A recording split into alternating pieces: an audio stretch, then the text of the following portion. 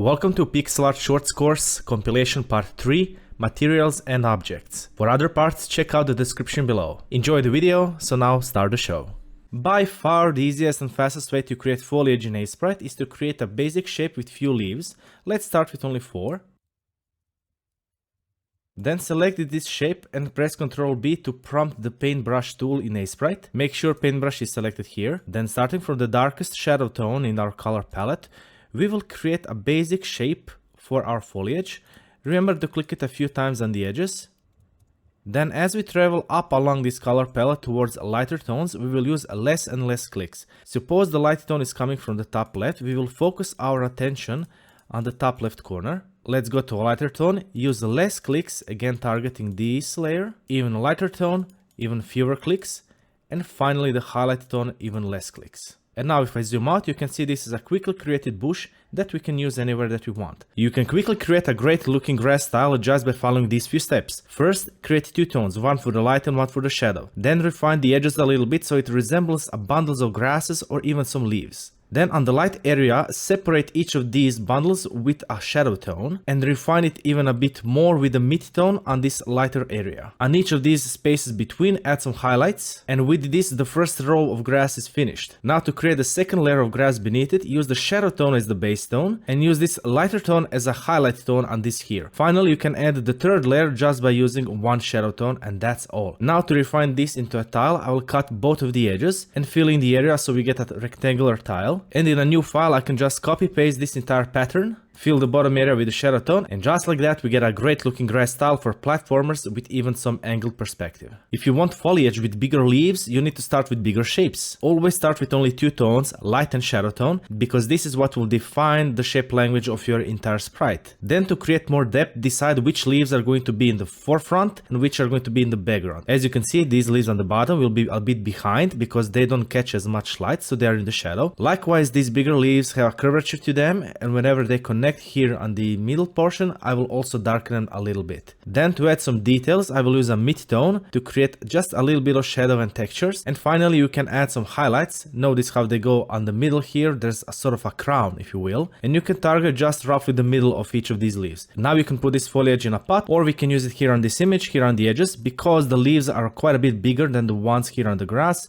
we will use them here in the foreground. And as you can see, this also adds quite a bit of depth to this entire image as well. There are plenty of ways to create rocks in pixel art, but there is one which is by far the easiest. You only need 3 colors, one for the light and 2 for the shadows. The brightest tone will showcase the top portion of the rock, one shadow tone will showcase the bottom left side of the rock, and the darkest shadow will showcase the bottom right side of the rock. If you clean it up, there we go, an easy rock just like that. Even when you want to create larger rocks like this one, the basic process is the same. If I remove the unnecessary details which I've added later, you will still notice there are only 3 colors used as a base.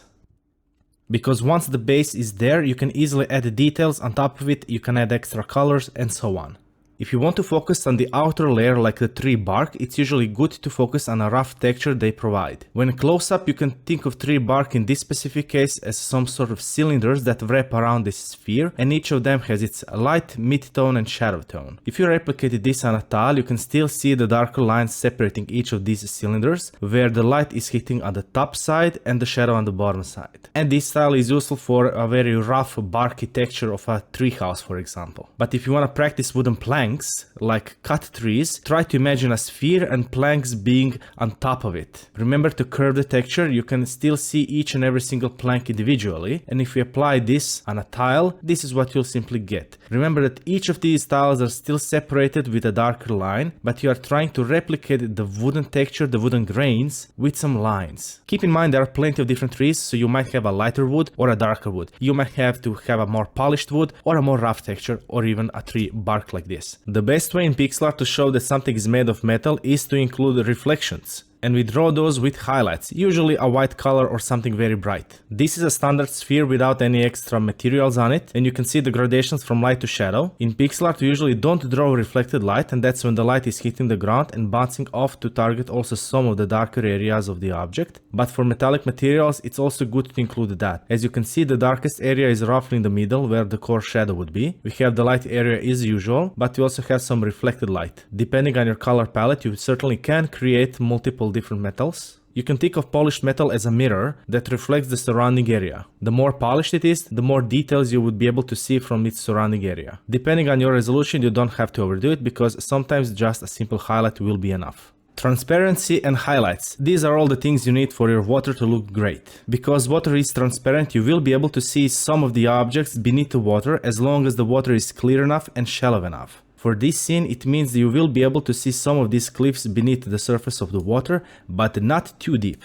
And because water is easily influenced by the elements like the air, it will always create some sort of waves or ripples which you can simply indicate with some highlights. So if your water tile is just a simple blue color with no details, just try adding a simple line with a dot which will indicate those reflections from tiny waves. And if you animate these, it will be even better. Drawing snow in pixel art is fairly easy. Start with a basic white color, add some light blue color for the shadow. To add a bit of roughness, just add some dots here and there to indicate some roughness or even marks of the animals. And if you want to add more details and depth, you can add even an extra color. This by itself though should be enough because you only need white color and a little bit of blue to indicate that something is happening on the snow. In pixel art, there's an easy way how you can differentiate between ice and water. For water, we are using curved lines which are indicating its liquid state, and these tiny little reflections which imply that there are many different tiny waves and ripples on the surface of the water, so we can catch these reflections of light. For ice, however, we want to focus on straight lines. These can be diagonal straight lines or horizontal or vertical. Essentially, we are trying to create sharp edges because ice is solid and it has that capability. Water doesn't, so you won't be able to see any sharp edges on the water, but ice can. And if you want to exaggerate it even more, you can add some icicles at the edges. Drawing clouds in pixel art is very easy. One of the ways is to keep the bottom flat and you just keep on stacking spheres on top of it. If you focus on this area over here, this is the light side of this sphere and this is its shadow side. And you really don't need a lot of colors to make different cloud shapes. And best of all, because these are clouds, you really can't go wrong with shapes because clouds come in all shapes and sizes. If you look at Albo here in the background, you can see a bunch of different shapes and lines and squiggles which are all clouds. On a layer closer, they're a bit more defined, and as they come closer to us, they have more and more details. But even these large clouds, if you focus on them, you can only see three colors. One for the shadow,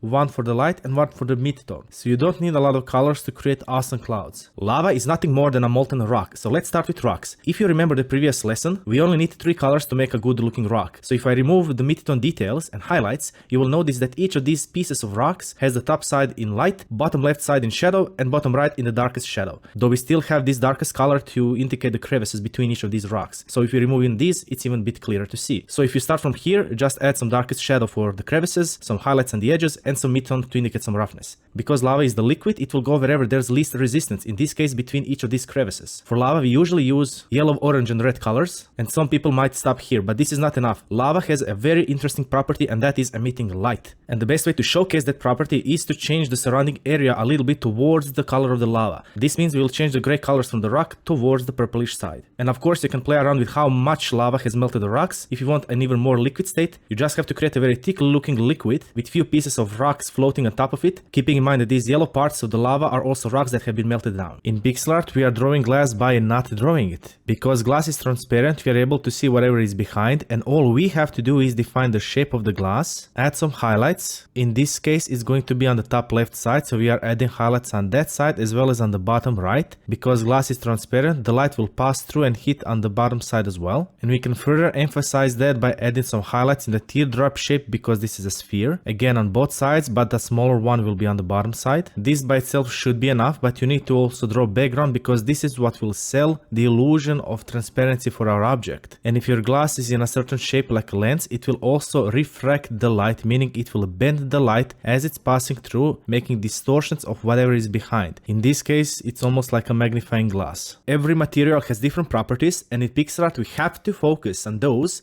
because of tiny resolution and limited color palettes. If it's emitting light, show that light is influencing the other surrounding area. If the object is transparent, show the background behind it. If the object surface is smooth or soft to the touch, use less colors and few imperfections in the sprite. If the surface is very rough, show more imperfections regardless if the surface is round or flat. If the material is liquid, use curves and round shapes. If it's hard, use straight lines and sharp edges. Depending on the liquid's viscosity, the blobs can be either very small, like on water, or they can be very big, like on lava, because lava is denser. If the surface is reflective, focus on reflected light or even more on reflections. And all of these are guidelines. Of course, there are hard objects that are not using straight lines, like a metallic sphere and so on. But when you are studying materials, try to capture in as low resolution as possible whatever your material truly is. So pay attention to its properties and practice. Because every pixel matters and has its purpose. Let me show you this on a gem. Start with a base color, add some shine and highlights, then some shadows, even darker shadows within that, and do it again. Add some reflected light. Within the shadow, add the darkest color possible to add some depth, and then emphasize the reflected light even more. Now let's recreate this but on a smaller gem. Start with a base tone, add some highlights,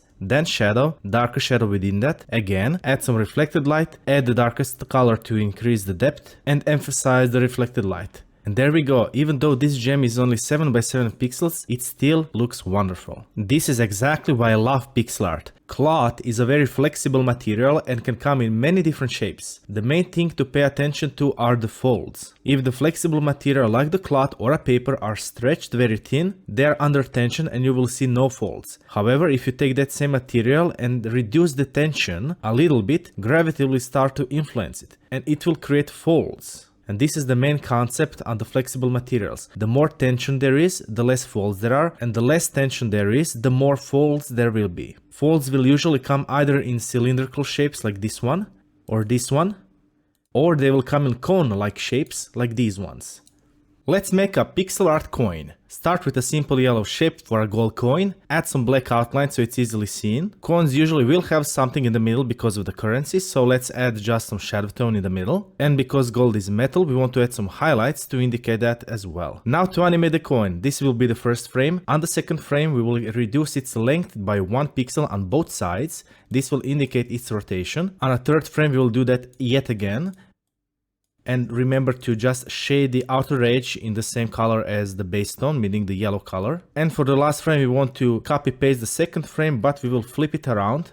And that's all. We have a rotating coin. In pixel art, we are always trying to simplify things so they are recognizable even at low resolutions. And you need to be able to break down every object. Let's take an arrow for example. We have the arrow shaft, the arrow head, and we have the feathers on the back. This by itself is enough to recognize this is indeed an arrow. Now, if I were to recreate this in a high resolution, I would be able to also include the notch and even some branding names on the shaft itself and so on. But when you are creating something, be sure to experiment always. We can rework the arrowhead in multiple different ways. We can also introduce a little bit of shading. You can change the colors and so on. The opportunities are endless, so always experiment.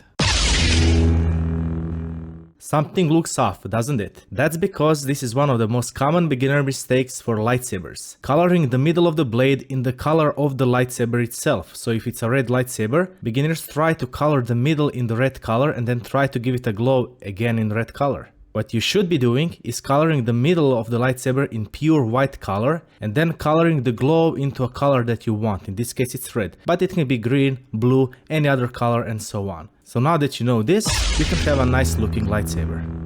Let's combine these two materials, wood and metal, into a sword, and quite a big one at that. Start with the shape of the blade and the shape of the handle, then add a cross guard to protect our hands, and the pommel for some extra offensive strength. Now it's time to shade. First add the shadow tone for the blade, carve out the middle so we reduce the blade's weight, add a little bit of details on the light side, and then the same thing on the shadow side. Add some highlights on the crossguard and introduce some shadows on the crossguard so we define the round shape of it. Then add shadows and highlights on the pommel, and finally some shading and texturing for the wood. As you can see, we don't need a lot of colors even at high resolutions to create cool looking blades. But pixel art isn't about that. We don't need a lot of resolution to represent something. For example, even this tiny blade with little to no details is quite mightier than it seems.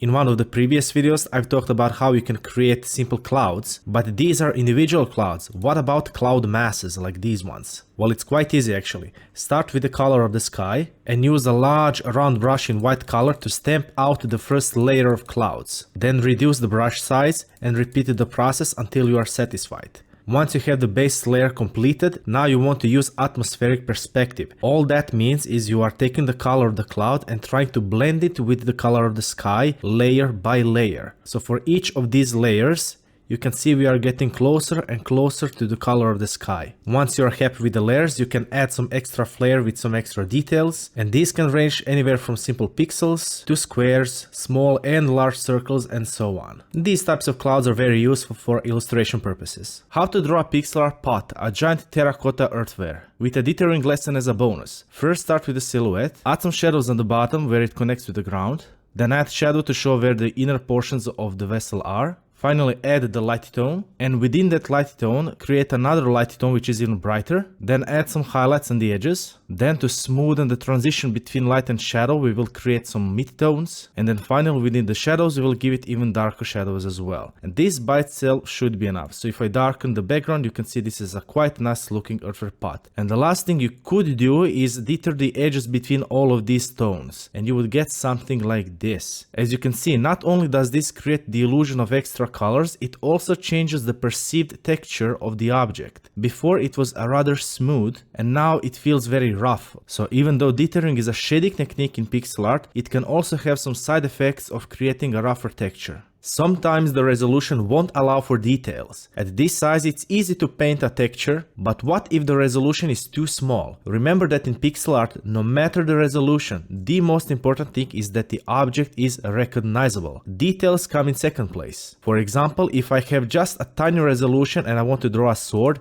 even this will be enough because you can still recognize all the important elements of the sword. It has a blade, crossguard and a handle, and I can even add the pommel. At this resolution I simply don't have enough space to create a rough texture for the wood handle, and I don't have to. I also don't have enough space to create some imperfections on the blade itself, but I do have enough space to just create some highlight, which is a reflection on the sword that gives us information that this is made of metal. Creating pixel art in low resolution is probably the best thing you can do to develop your skill as pixel artist. So if you are a beginner, try to ignore the high resolution stuff and focus on low resolution stuff first. Later you can easily upscale the objects and add more details if needed. Here's the reason why you should not be resizing your pixel art if you want to redraw it in a smaller resolution. If I take this sword, which is on a 64 by 64 pixel canvas, and resize it to 16 pixels, here's what I will get. As you can see, these two swords look nothing alike. The resized sword is missing the crossguard, it's missing the double-bladed edge, and those are certainly some of the features that this big sword simply has to have. However, if I try to redraw this sword in this same resolution, this is what I can get. These two swords are actually very similar because both of them have a double-bladed edge. They have the indentation in the middle of the blade, a sharp tip at the blade, a rounded crossguard,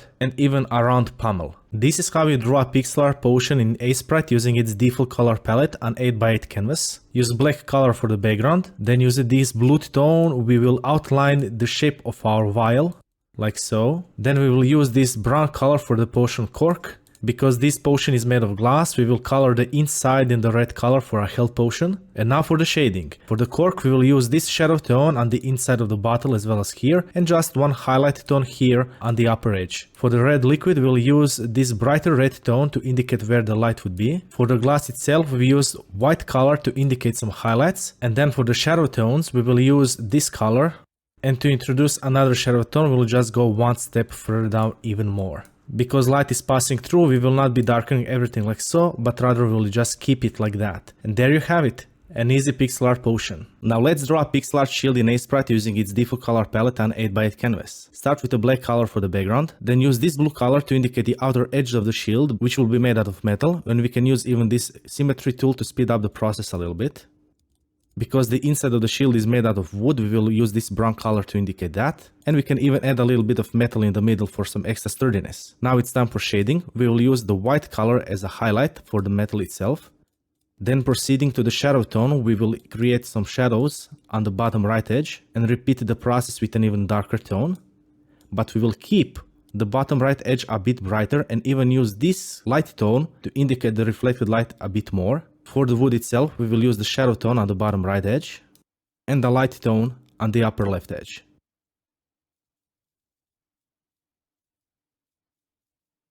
And finally just one little bit of shadow on the middle portion as well. And that's all.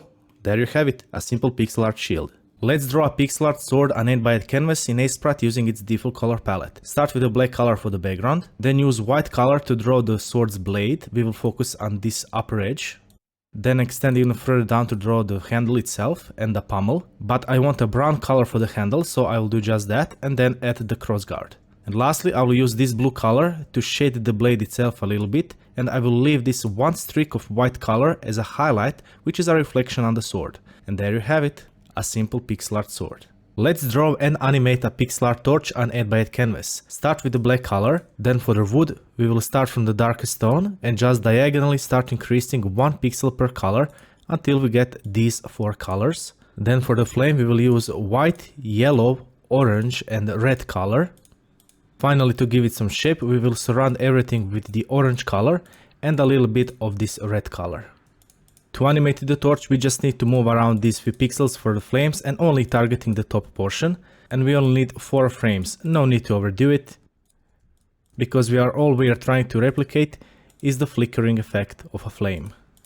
And there you have it, a simple pixel art torch. This is a very common technique in pixel art that breaks the rule in traditional art that the darkest light should still be brighter than the brightest shadow. One last great tip when coloring your objects is to reuse your color palette both in light and shadow. This simple box has 2 sides, one in the light and one in the shadow, and you can easily recognize between these 2 sides. However, notice how the mid-tone in the light area is also a highlight tone here in the shadow area, and the shadow tone in the light area is just a mid-tone in the shadow area. In other words, all of the colors here in the shadow are just shifted by one color within our color palette, with the exception of the darkest color as an outline.